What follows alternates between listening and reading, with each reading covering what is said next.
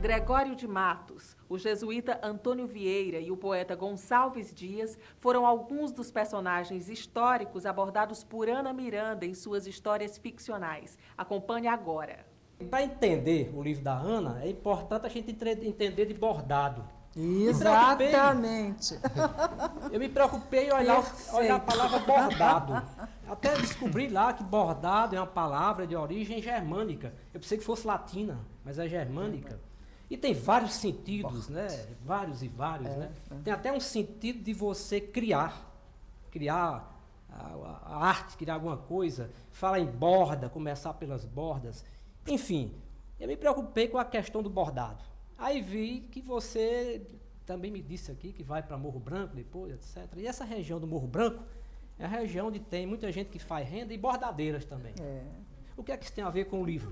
Minha mãe. Bordadeira. Bordadeira. Olha, a renda, ela é feita sozinha. Ali, a renda é um tecido elaborado sem ter digamos assim, um substrato de outro tecido por baixo.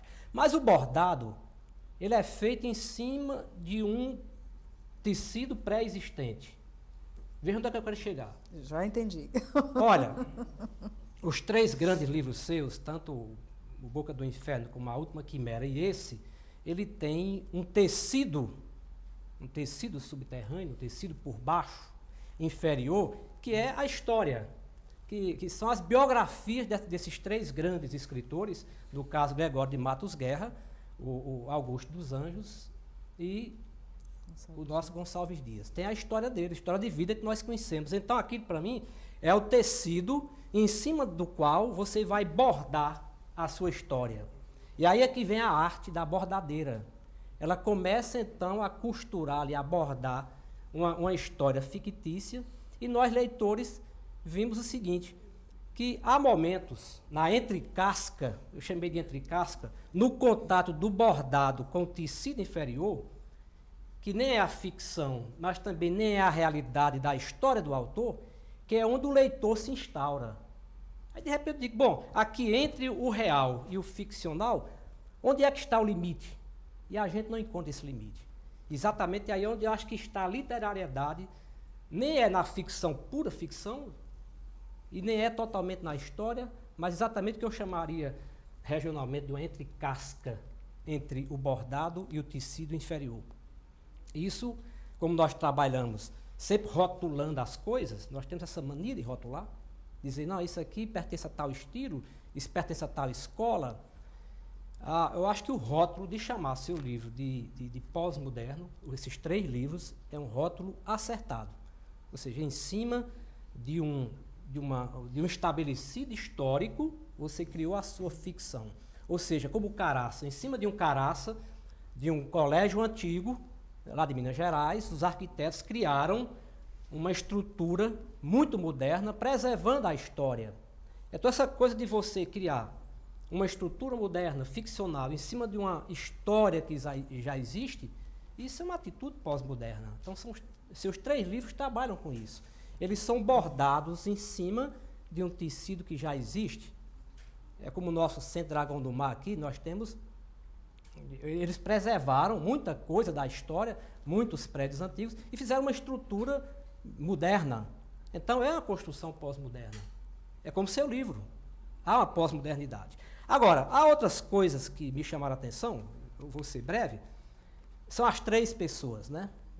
As 3 personagens femininas, né? A Ana Amélia, a Feliciana e a Olímpia Coriolano.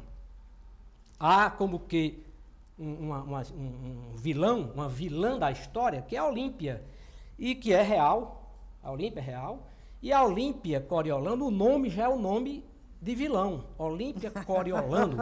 Eu me lembrei que Olímpia tem a palavra ímpia em Olímpia. De tão ímpia que ela foi, que foi um massacre na vida do Gonçalves Dias, e Ana Amélia, que é aquela mulher desejada, sonhada, aquela mulher que por quem o autor sonhava, e o grande personagem que você criou, que é a Feliciana, que sonha. Olha que é um cruzamento de sonhos aí, né? Você sabe que uma das características do romantismo é exatamente a idealização da mulher. Nesse livro, a idealização do homem. A Feliciana idealiza, porque tudo que ela imagina, que ela pensa do Gonçalves Dias, não é a verdade. Exatamente. Então ela está idealizando o homem. E foi pela primeira vez que eu vi o romance romântico em que há a idealização do homem, e não da mulher. Graças a Feliciana e a sua genialidade. E transportou essa idealização da mulher para uma idealização do homem.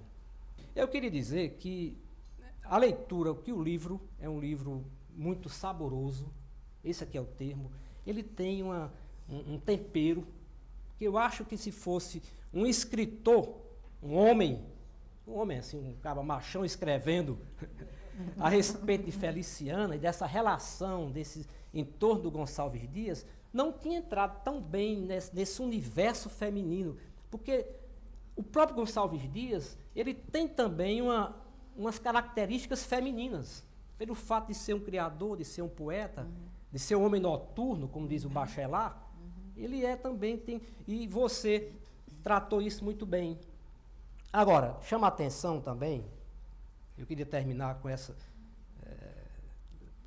fazendo a você essa sugestão, é que você primeiro trabalhou em Boca do Inferno, um baiano. Já sei, não Trabalhou um baiano. E muito bem. Viu? A Bahia ficou maior a Bahia com o seu livro, né? Depois trabalhou um paraibano, né? Tô chegando. Depois trabalhou um maranhense.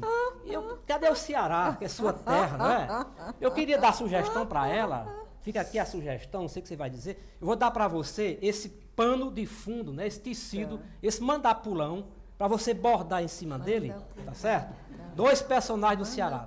Basta 2 autores cearenses. Um chama-se Adolfo Caminha. Olha, a vida de Adolfo Caminha, ela é um romance. A vida dele, a vida real dele é um romance. A própria vida dele. Certo? E depois a obra grandiosa de Adolfo Caminha, com Bom Crioulo, A Normalista, No País dos Yankees, Tentação. Quer dizer, merece e dá um livro, eu acho que no nível desses. Adolfo Caminha. O outro grande escritor cearense que também, a história de vida é um romance, chama-se José Albano. Ai, Então, José Albano...